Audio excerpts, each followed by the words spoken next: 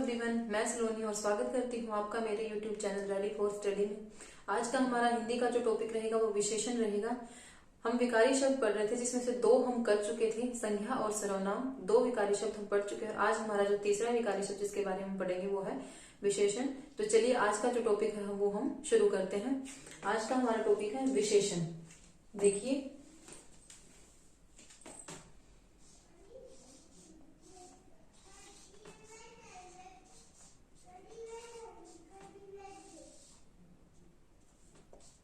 सबसे पहले देखिए विशेषण।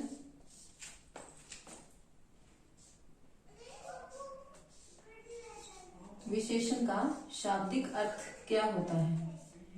विशेषण का शाब्दिक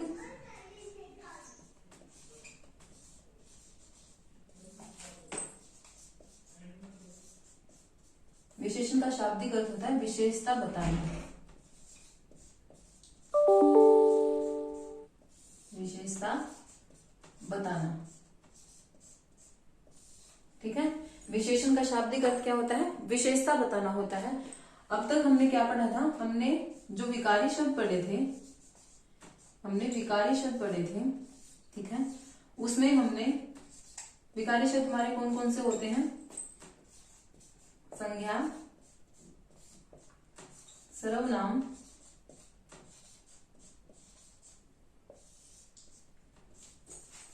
विशेषण और क्रिया। ये चार हमारे विकारी शब्द हैं। इनमें से दो हम पढ़ चुके हैं। आज हम जो पढ़ेंगे वो विशेषण पढ़ेंगे। पहले इसमें देखिए संज्ञा, ठीक है।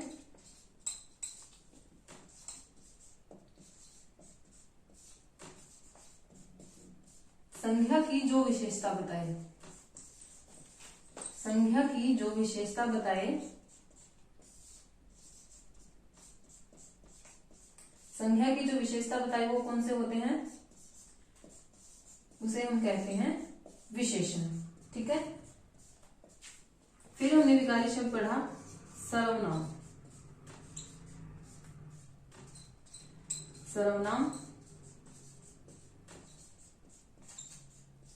सर्वनाम की जो विशेषता बताए वो भी क्या होता है?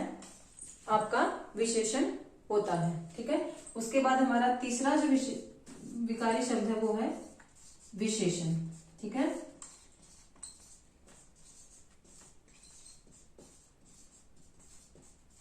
विशेषण की जो विशेषता बताई वो हमारा क्या होता है?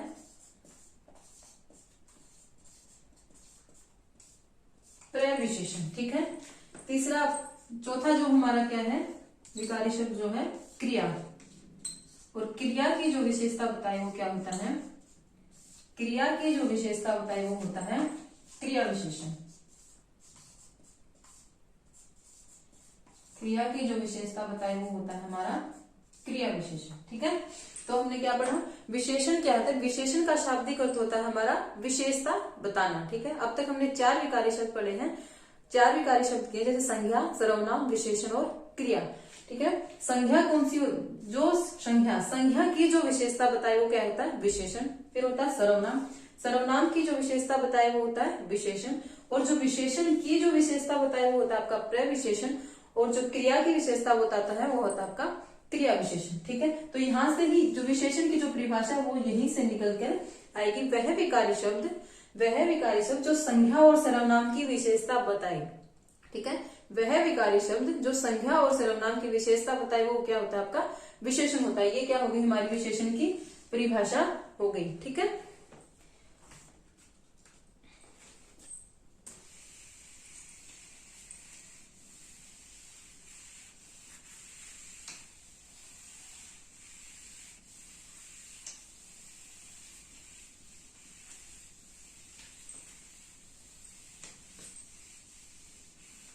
अब आगे देखिए, विशेषण के लिए कुछ पारिभाषिक शब्द यूज किए जाते हैं।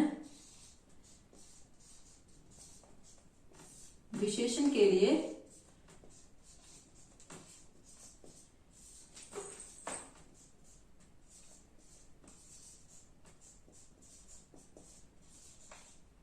पारिभाषिक शब्द जो जो हम प्रयोग में लाते हैं वे कौन से होते हैं? सबसे पहला हमारा होता है विशेषक।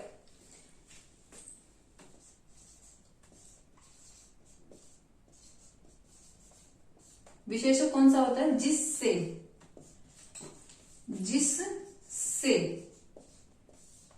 विशेषता बताई जाए, जिससे विशेषता बताई जाए, वो होते हैं आपके विशेषक।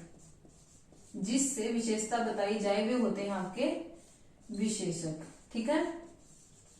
दूसरा होता है आपका विशेष्य। दूसरा होता है आपका विशेष्य, जिसकी विशेषता बताई जाए, जिसकी विशेषता बताई जाए। यानी कि विशेषता हम किसकी बताते हैं? संज्ञा या सर्वनाम की। ठीक है, संज्ञा या सर्वनाम की, जिसकी विशेषता बताई जाए, यानी कि संज्ञा और सर्वनाम की विशेषता बताइए, ये आपके होंगे विशेष्य। और विशेषण जिससे विशेषता बताई जाए, यानी कि विशेषण। ठीक है। तीसरा होगा प्रविशेषण, जो मैंने आपको अभी बताया था, प्रविशेषण। प्रविशेषण विशेषण की जो विशेषता बताए, विशेषण की जो विशेषता बताए।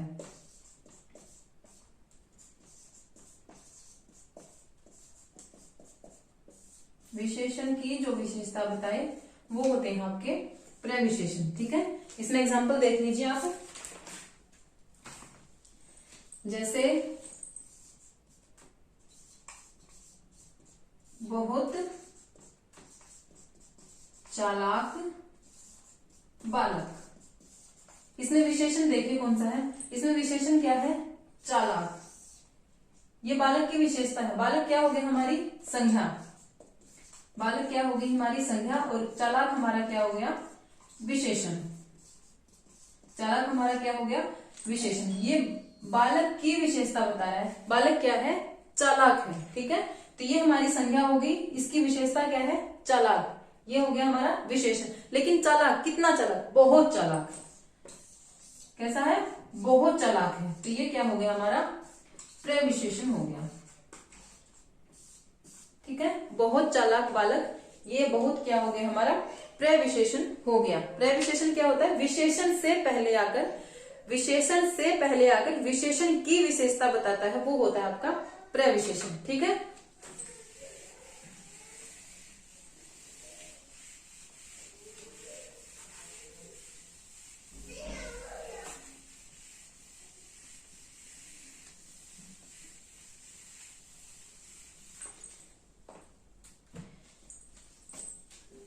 प्रविशेषण के एक दो एग्जाम्पल आप और देख लीजिए। जैसे वह बहुत तेज दौड़ता है, दौड़ता है। ठीक है। वह आपका क्या हो गया? सर्वनाम हो गया। ठीक है। तेज क्या हो गई? विशेषता होगी कि वह क्या करता है? बहुत तेज दौड़ता है। ये आपका क्या हो गया? विशेषण हो गया। लेकिन बहुत आपका क्या हो गया? विशेषण से पहले आकर। तेज तो दौड़ता कितना? बहुत, बहुत तेज दौड़ता है। ये आपका क्या हो गया?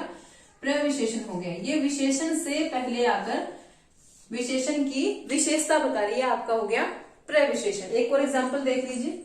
सीता, सीता अत्यंत सुंदर है। सीता अत्यंत सुंदर है। सीता आपकी क्या हो गई? संज्ञा। सुंदर क्या हो गया? विशेषण। और अत्यंत आपका क्या हो गया? प्रविशेषण।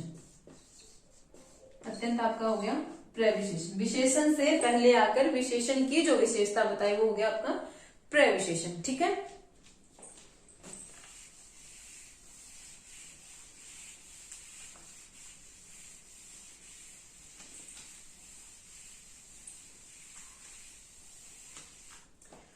अब हम पढ़ेंगे विशेषण के प्रकार।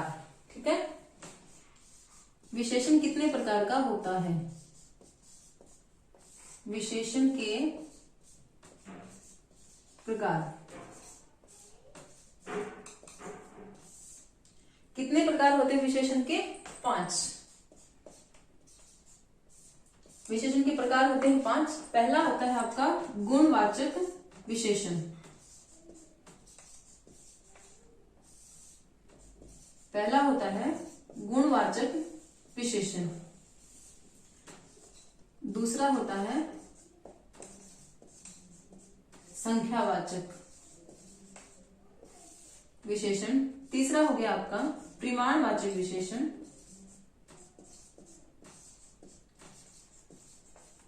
परिमाणवाचक विशेषण।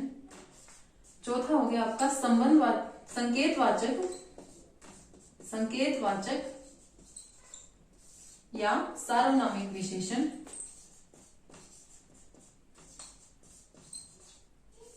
सार्वनामिक विशेषण। और पांचवा हो गया आपका व्यक्तिवाचक विशेषण। पांचवा हो गया आपका व्यक्तिवाचक विशेषण। तो विशेषण के प्रकार कितने हैं? 5 प्रकार हैं। पहला हो गया आपका गुणवाचक विशेषण, दूसरा संख्यावाचक, तीसरा परिमाणवाचक, चौथा आपका संकेतवाचक या सार्वनामिक और पांचवा हो गया आपका व्यक्तिवाचक विशेषण। अब इनको हम पढ़ेंगे डिटेल में। गुणवाचक विशेषण। गुणवाचक विशेषण, वाचक का शाब्दिक अर्थ होता है बताने वाला, ठीक है। तो इसकी जो परिभाषा बनेगी वो देखिए, वो शब्द जो संज्ञा या सर्वनाम, वो शब्द जो संज्ञा या सर्वनाम के गुण, दोष, रंग, रूप, आकार के बारे में बताते हैं, आकार के बारे में बताते हैं, वो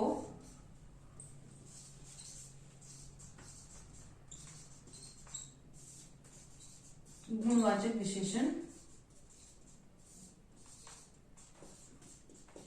होते हैं, ठीक है। तो हमने क्या पढ़ा? गुणवाचक विशेषण, वाचक का शाब्दिक अर्थ बताने वाला। तो इससे वैसे ही स्पष्ट हो गया, वो शब्द जो संज्ञा या सर्वनाम के गुण, दोष, रंग, रूप और आकार के बारे में जो हमें बताएंगे वो कहलाएंगे गुणवाचक विशेषण, ठीक है। अब गुणवाचक विशेषण के भी प्रकार होते हैं। गुणवाचक विशेषण के कितने प्रकार होते हैं? इसके भी हमारे कितने प्रकार होते हैं? 5 प्रकार होते हैं गुणवाचक विशेषण के। पहला होता है कालबोधक। पहला होता है कालबोधक। दूसरा आपका होगा इसमें रंगबोधक। तीसरा होगा दशाबोधक।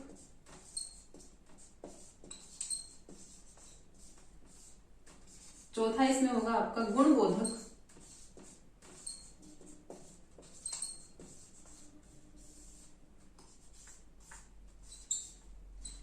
और पांचवा होगा इसमें आपका आकार बोधक।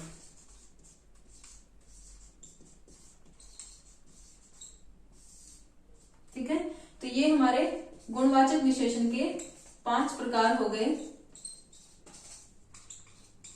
पहला होगा इसमें आपका कालबोधक, दूसरा होगा रंगबोधक, तीसरा होगा आपका दशाबोधक, चौथा गुणबोधक और पांचवा आपका आकार बोधक। ठीक है, तो पहला इसमें देखिए कालबोधक में आएंगे जैसे नया, पुराना, नवीन, प्राचीन। ठीक है, रंगबोधक में आपके आएंगे, रंग आ जाएंगे जैसे हरा, लाल, काला, पीला, जो भी आपके रंग हो गए वो इसमें आ जाएंगे। दशाबोधक में आपके आएगा मोटा, दशाबोधक जैसे मोटा, पतला, ये आपके हो गए दशाबोधक में। गुणबोधक इसमें आपके आएंगे जैसे ईमानदार, गुण हो गया व्यक्ति का, ईमानदार, लालची। ठीक है, ये आपके गुणबोधक में आएंगे। आकार बोधक में आपके आएंगे जैसे लंबा, चौड़ा, ये आपके आएंगे आकार बोधक में। ठीक है, गुणवाचक विशेषण कितने प्रकार का होता है? 5 प्रकार का। पहले काल बोधक, काल बोधक में आपकी जैसे नया, पुराना, नवीन, प्राचीन। रंग बोधक में आपके सारे रंग आ जाएंगे। दशा बोधक में उसकी दशा बता रहा है, क्या है वो, मोटा, पतला। गुण बोधक में उसके गुण बता रहा है कि ईमानदार है, लालची है। ठीक है, जैसे कपटी हो गया, झूठा हो गया, ये उसके, सच्चा हो गया, ये उसके क्या है, गुण है। ठीक है, यह आपका आकार बोधक में आएंगे, जैसे लंबा, चौड़ा, गोल, ये आपके आकार बोधक में आ जाएंगे। ठीक है, ये हो गए गुणवाचक विशेषण के 5 प्रकार।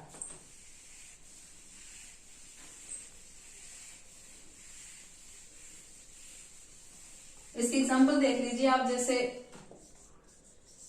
सुंदर बालक, सुंदर बालक। ठीक है, काला कागज, काला कागज। ठीक है, ईमानदार व्यक्ति, ईमानदार व्यक्ति। ठीक है, ये हो गए गुणवाचक विशेषण। अब हम इसका दूसरा प्रकार पढ़ेंगे। अब हम इसका जो पढ़ेंगे, दूसरा प्रकार पढ़ेंगे संख्यावाचक विशेषण। दूसरा है हमारा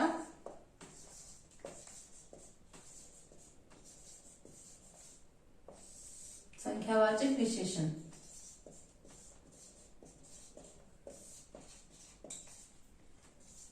वे शब्द जो संज्ञा या सर्वनाम की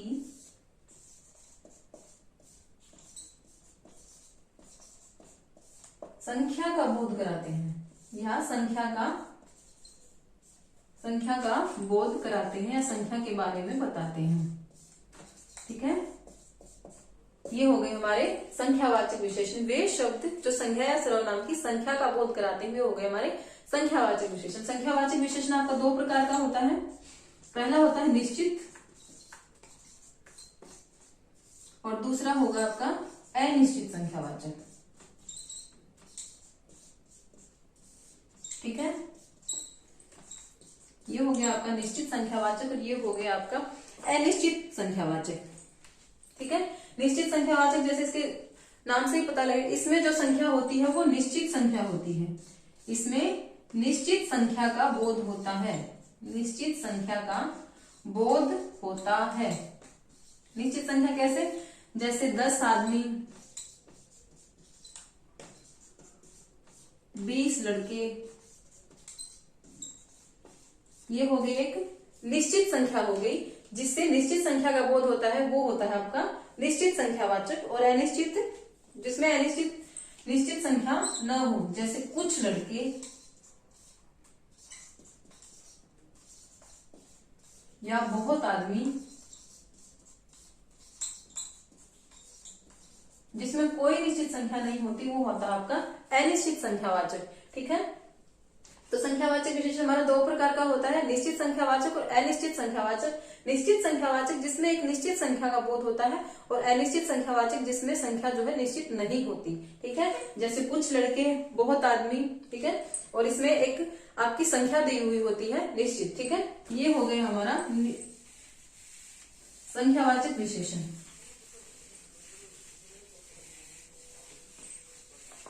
अब संख्यावाचक विशेषण का जो हमारा प्रकार है निश्चित संख्यावाचक,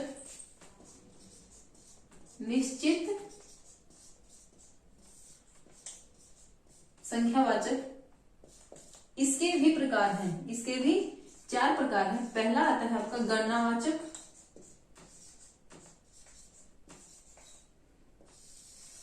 पहला आता है इसमें आपका गणनावाचक। दूसरा आएगा इसमें क्रमवाचक। तीसरा होगा इसमें आवृत्तिवाचक।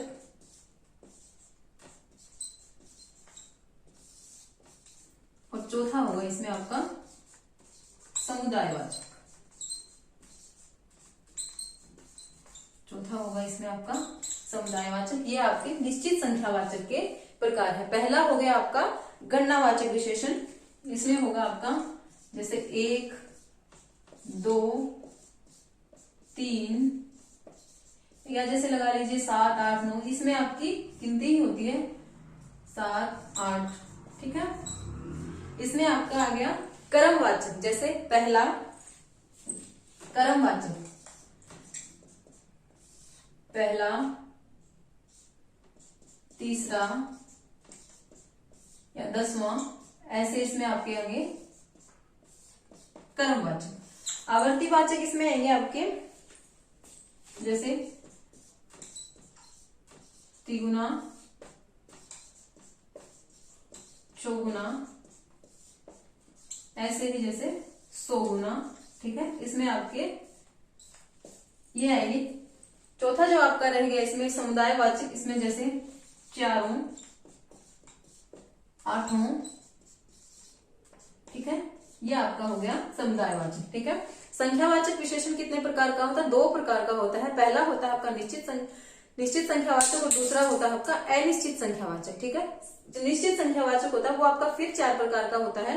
सबसे पहला गणनावाचक, फिर क्रमवाचक, तीसरा आपका आवर्तीवाचक और चौथा आपका समुदायवाचक। तो ये आपका निश्चित संख्यावाचक विशेषण हो गया। और जो अनिश्चित संख्यावाचक है उसके कोई प्रकार नहीं होते।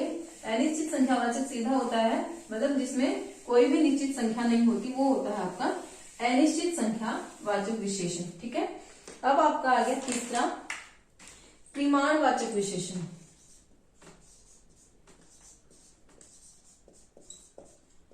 परिमाणवाचक विशेषण,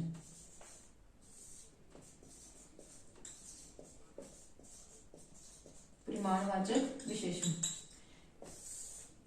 कई बार इसमें बच्चे कंफ्यूज हो जाते हैं। दूसरा जो शब्द होता है इसका होता है परिणाम, ठीक है, लेकिन ये परिणाम होता है और ये जो होता है हमारा परिमाण होता है। परिणाम का जैसे अर्थ होता है, जैसे रिजल्ट जो होता है, नतीजा या किसी उसका फल, ठीक है, ये होता है आपका परिणाम। लेकिन परिमाण आपका क्या होता है? किसी भी चीज की मात्रा या मापतोल, ठीक है, किसी भी चीज की मात्रा या मापतोल, ठीक है, वो क्या होता है आपका परिमाण होता है।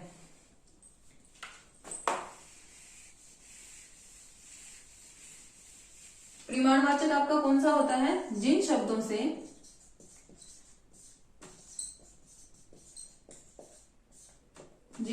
से संज्ञा या सर्वनाम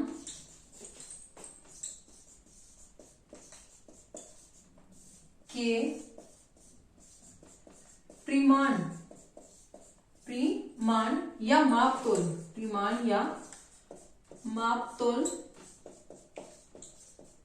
का बोध हो या पता चले, बोध हो, वो आपके क्या होते हैं? परिमाणवाचक विशेषण, ठीक है। इसके भी आपके 2 भेद होते हैं। पहला होता है निश्चित परिमाणवाचक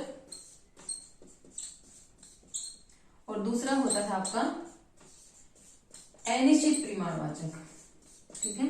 निश्चित परिमाणवाचक वही जिसकी कोई निश्चित मात्रा या मापतोल हो, ठीक है, जिसकी कोई निश्चित इकाई हो, वो होगा आपका निश्चित परिमाणवाचक। और जिसकी कोई निश्चित इकाई नहीं हो, जिसकी कोई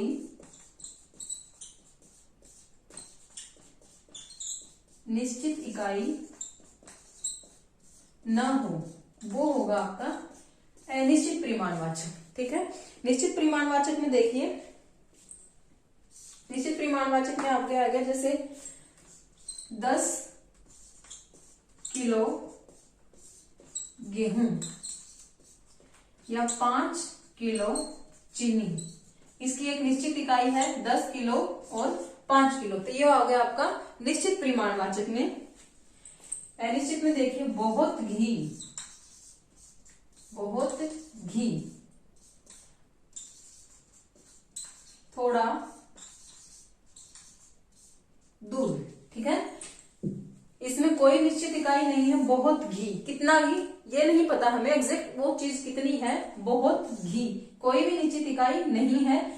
थोड़ा दूध, इसकी भी कोई निश्चित नहीं, तो निश्चित इकाई जिसकी ना हो वो हमारा होगा अनिश्चित परिमाणवाचक, और जिसकी निश्चित इकाई होगी वो होगा हमारा निश्चित परिमाणवाचक। ठीक है, इसकी जो इकाई होती है वो जैसे किलो, लीटर, ठीक है, ऐसे जो इकाई होती है उसमें इसका मापतोल होता है। तो विशेषण का जो तीसरा प्रकार है वो परिमाणवाचक विशेषण होता है। जिन शब्दों से संख्या या सर्वनाम के परिमाण का बोध होता है वो होते हैं हमारे परिमाणवाचक विशेषण। इसके दो प्रकार है, निश्चित परिमाणवाचक और अनिश्चित परिमाणवाचक। जिसमें एक निश्चित इकाई का बोध होता है वो होते हैं हमारे निश्चित, और जिसमें किसी निश्चित इकाई का बोध ना हो वो होता है हमारा अनिश्चित परिमाणवाचक। ठीक है,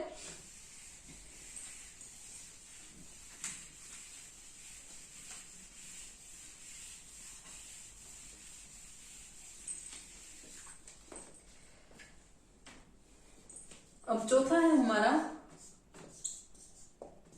संकेतवाचक, या जिसे हम सार्वनामिक भी कहते हैं, सार्वनामिक भी कहते हैं विशेषण। सार्वनामिक क्यों कहते हैं? क्योंकि ये सर्वनाम से बना हुआ होता है। ठीक है, चौथा हमारा संकेतवाचक या सार्वनामिक विशेषण। ठीक है, इसमें देखिए, इसमें एग्जांपल ले लेते हैं, जैसे यह घर मेरा है। ठीक है, तो इसमें यह क्या है?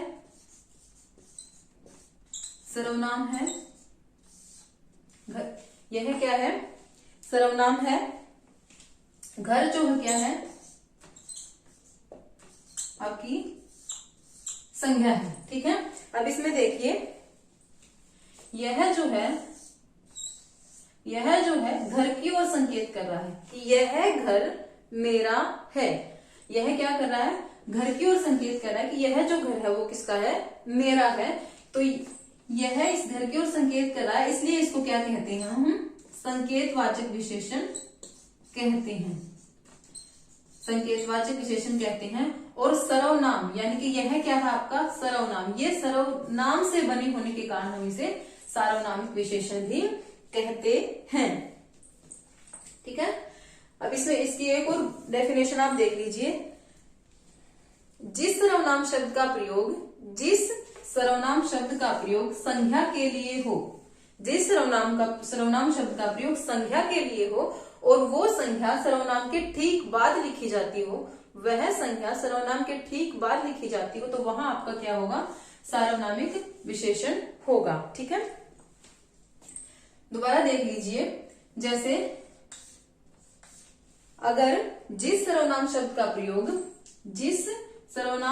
प्रयोग संज्ञा के लिए हो, जिस सर्वनाम शब्द का प्रयोग संज्ञा के लिए हो और वो संज्ञा, ये घर क्या है? संज्ञा, और वो संज्ञा सर्वनाम के ठीक बाद लिखी जाए, तो वहां जो विशेषण होगा वो हमारा सार्वनामिक विशेषण होगा। ठीक है, अब इसमें आप समझिए, यह घर मेरा है, यह हमारा इसमें सर्वनाम हो गया, घर इसमें हमारी संज्ञा हो गई। तो यह घर मेरा है, यह क्या संकेत कर रहा है? घर की तरफ संकेत कर रहा है कि यह घर मेरा है। तो यहाँ क्या हो गया? संकेतवाचक विशेषण हो गया, और सर्वनाम से बने होने के कारण हम इसे सार्वनामिक विशेषण कहते हैं।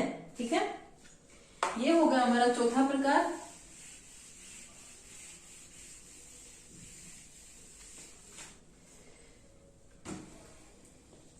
पांचवा है हमारा व्यक्तिवाचक विशेषण।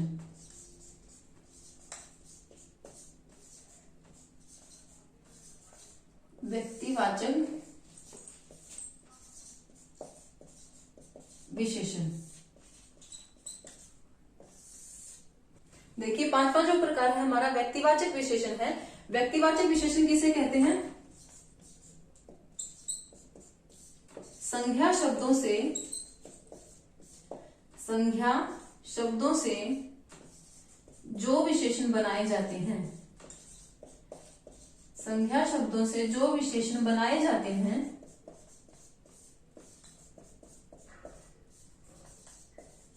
उन्हें व्यक्तिवाचक विशेषण कहा जाता है। देखिए, अब इसकी दूसरी परिभाषा देखिए, यदि किसी संज्ञा के शब्द के साथ प्रत्यय जोड़ दिया जाए यदि किसी संज्ञा शब्द के साथ प्रत्यय जोड़ दिया जाए और जब वो नया जो शब्द बनता है, नया शब्द जो बनता है वो अन्य संज्ञा शब्द की विशेषता बताने लग जाए। ठीक है, देखिए अगर संज्ञा शब्द में प्रत्यय जोड़ दिया जाए और प्रत्यय जोड़ने के बाद जो नया शब्द बनता है, प्रत्यय जोड़ने के बाद जो नया शब्द बनता है वो अन्य संख्या की, अन्य किसी संख्या की अगर विशेषता बताने लग जाए तो वो होगा आपका व्यक्तिवाचक विशेषण। इसमें देखिए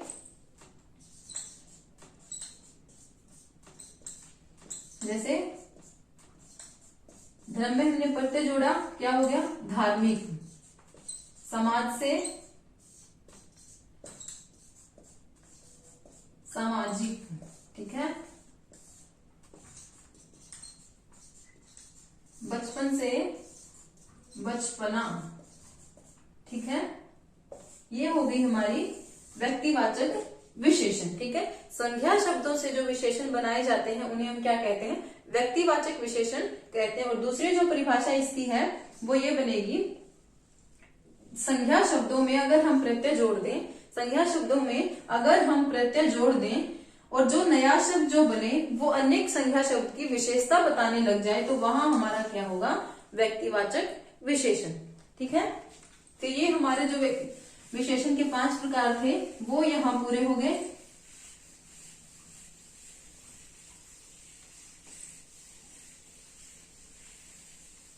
अब आगे हम पढ़ेंगे विशेषण की अवस्था। विशेषण की अवस्था। विशेषण की कितनी अवस्था है? 3। कितनी अवस्था है? 3 अवस्था है। पहली है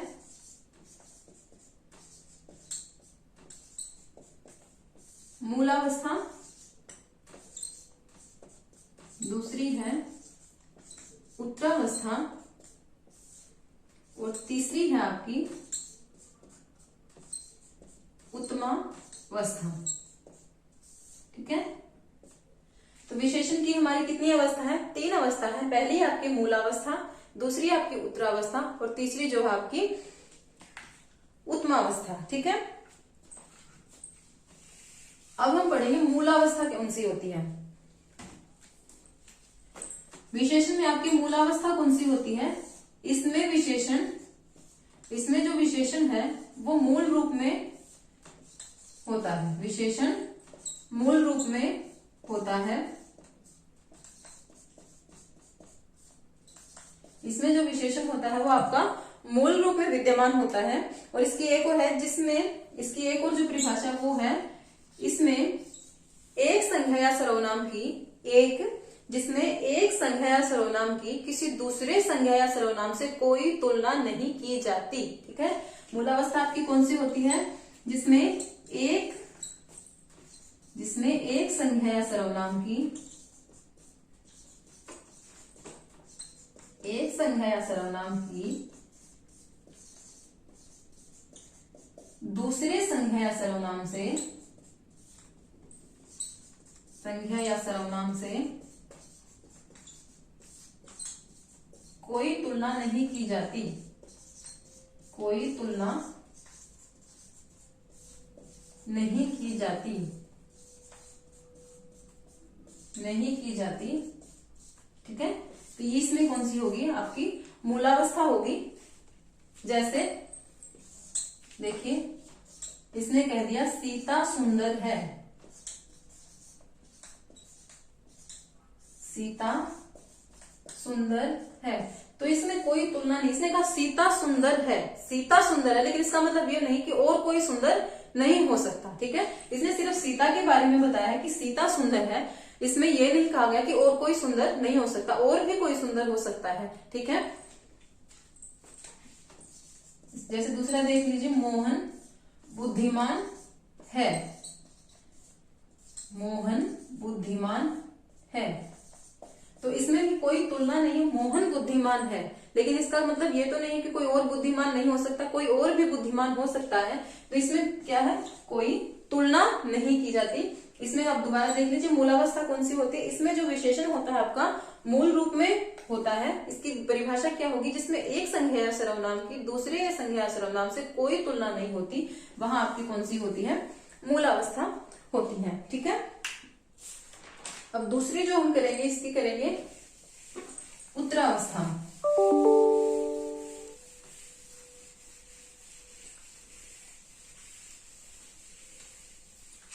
दूसरी जो अवस्था होगी हमारी होगी उत्तरावस्था।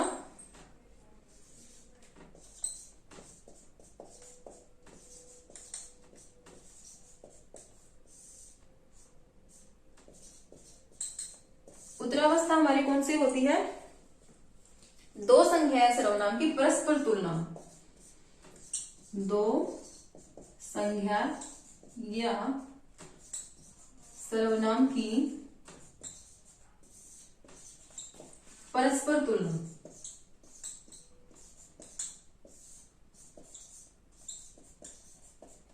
इसमें क्या है, दो संज्ञा सर्वनाम की परस्पर तुलना। ठीक है, विशेषण की वह अवस्था, इसकी जो परिभाषा होगी वो इस प्रकार बनेगी, विशेषण की वह अवस्था जिसमें एक संज्ञा सर्वनाम की दूसरे संज्ञा सर्वनाम से तुलना की जाती है। ठीक है, इसकी परिभाषा जो बनेगी, विशेषण की वह अवस्था, विशेषण की वह अवस्था जिसमें एक संज्ञा सर्वनाम की एक संज्ञा सर्वनाम की दूसरे संज्ञा सर्वनाम से दूसरे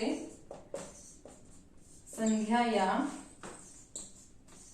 सर्वनाम से तुलना की जाती है, तुलना की जाती है। ठीक है, वहां होगी क्या हमारी उत्तरावस्था। इसकी एक और पहचान है, जैसे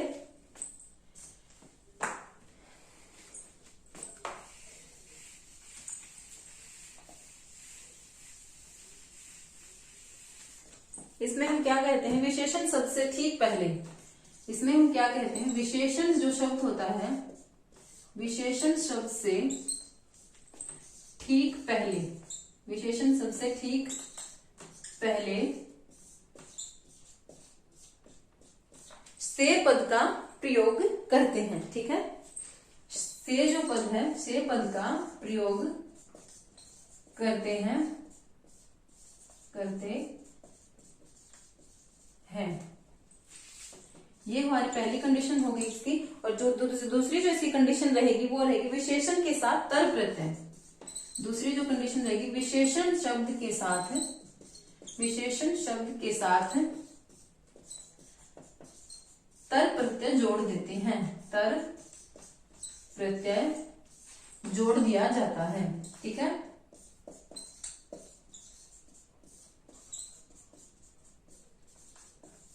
जैसे लगा लीजिए उच्च, उच्च हमारा क्या हो गया, विशेषण हो गया, ये हमारी क्या होगी, मूलावस्था होगी। ठीक है, ये क्या हो गई, मूलावस्था हो गई। और अगर इसको हम उत्तरावस्था बनाएंगे, उत्तरावस्था बनाने के लिए हम इसमें क्या करेंगे, उत्तरावस्था बनाने के लिए हम क्या करेंगे, से उच्च, से उच्च या फिर उच्च जो हमारी मूल जो अवस्था है, इसमें हम क्या जोड़ देंगे, तर प्रत्यय जोड़ देंगे। तो ये हमारी क्या होगी, उत्तरावस्था हो गई। जैसे लघु, ठीक है, से लघु, से लघु या लघुतर। ठीक है, कोमल, कोमल, से कोमल या कोमलतर। ठीक है, तो उत्तरावस्था हमारी कौन सी हो गई, उत्तरावस्था हमारी होगी जिसमें दो संज्ञा या सर्वनामों की परस्पर तुलना, दो संज्ञा सर्वनाम की परस्पर तुलना जहां कहां होगी, उत्तरावस्था में होगी। अगर मूलावस्था को, अगर हमें मूलावस्था को उत्तरावस्था बनाना है तो उससे हम क्या करेंगे, विशेषण शब्द से ठीक पहले, विशेषण जो शब्द होगा उससे ठीक पहले हम क्या करेंगे, से पद का प्रयोग करेंगे, या फिर हम जो करेंगे विशेषण शब्द के साथ हम तर प्रत्यय जोड़ देंगे। ठीक है, तो ये हमारी होगी उत्तरावस्था। अब तीसरी है हमारी उत्तमावस्था।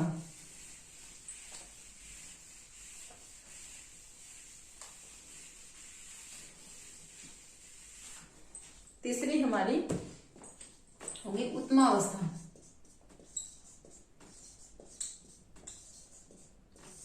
उत्तमावस्था, इसमें हमारा क्या होगा, एक संज्ञा या सर्वनाम की, एक संज्ञा या सर्वनाम की अन्य सभी, एक संज्ञा या सर्वनाम की अन्य सभी से तुलना की जाएगी, वहां होगी उत्तमावस्था। ठीक है, एक संज्ञा या सर्वनाम की, एक संज्ञा या सर्वनाम की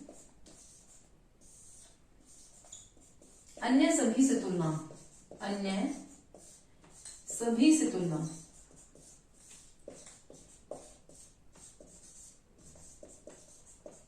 अन्य सभी से तुलना।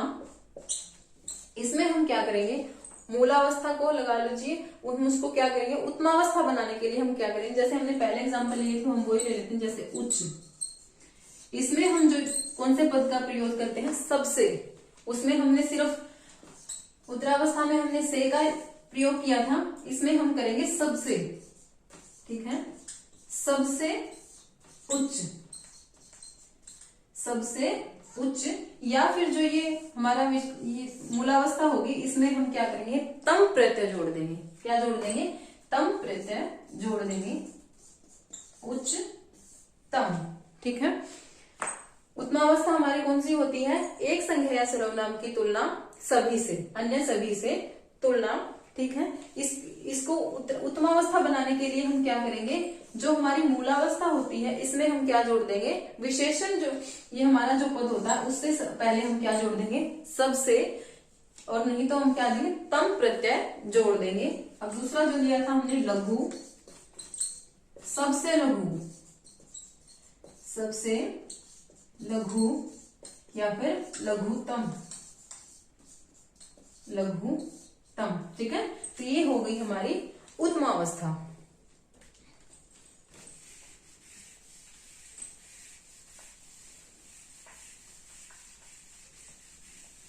हमने 3 अवस्था पढ़ी हैं। पहली थी हमारी मूलावस्था,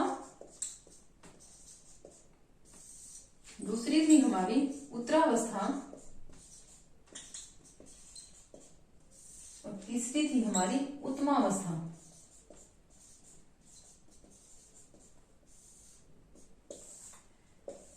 तो मूलावस्था में हमारा क्या था, इसमें कोई तुलना नहीं थी, कोई तुलना नहीं। और विशेषण क्या था हमारा, मूल रूप में, विशेषण मूल रूप में था। ठीक है, इसमें हमारा क्या क्या था, संज्ञा या सर्वनाम की परस्पर तुलना। ठीक है, दो में तुलना। इसमें क्या किया था हमने, विशेषण से पहले, विशेषण से पहले से पद का प्रयोग, या विशेषण या मूल अवस्था में हमने तर प्रत्यय जोड़ दिया था। ठीक है, या तर प्रत्यय। इसमें क्या था, सभी से तुलना। ठीक है, सबसे तुलना, सबसे तुलना। और विशेषण से पहले, विशेषण से पहले सबसे, सबसे शब्द का प्रयोग, और या तम प्रत्यय का प्रयोग। तो ये हो गई हमारी विशेषण की 3 अवस्था। यहाँ जो हमारा विशेषण का जो टॉपिक है वो पूरा हो गया है। तो एक बार हम दोबारा देख लेते हैं हमने क्या क्या पढ़ा। सबसे पहले हमने आज की वीडियो में पढ़ा विशेषण। विशेषण होता क्या है, विशेषण होता है जो संज्ञा या सर्वनाम की जो विशेषता बताए वो होते हैं हमारे विशेषण। ठीक है, विशेषण हमारे कितने प्रकार के होते हैं, 5 प्रकार के होते हैं। पहला होता है गुणवाचक विशेषण, दूसरा आपका संख्यावाचक विशेषण, तीसरा परिमाणवाचक विशेषण, चौथा संकेतवाचक या सार्वनामिक विशेषण, और 5वां आपका व्यक्तिवाचक विशेषण। ठीक है, उनकी हमने सारी डिटेल पढ़ी। फिर हमने पढ़ी ये विशेषण की अवस्था। विशेषण की अवस्था कितनी होती है, 3 अवस्था होती है, मूलावस्था, उत्तरावस्था और उत्तमावस्था। विशेषण का टॉपिक हमारा यहाँ पूरा हो गया है। जो विकारी जो शब्द हम पढ़ रहे थे उसमें से 3 विकारी शब्द हमारे क्या हो गए, पूरे हो गए हैं। अब जो कल की जो हमारी वीडियो रहेगी वो रहेगी क्रिया। कल हम पढ़ेंगे क्रिया के बारे में पढ़ेंगे, जो फिर वो जो विकारी शब्द है वो हमारे पूरे हो जाएंगे। उम्मीद है आपको आज की वीडियो पसंद आई होगी। फिर भी अगर आपको कोई डाउट है तो वीडियो को आप अच्छे से 2-3 बार देखिए, आपको वो डाउट क्लियर हो जाएगा। अगर वीडियो आपको पसंद आती है तो लाइक का बटन प्रेस करें और चैनल को सब्सक्राइब करना ना भूलें। Thank you so much.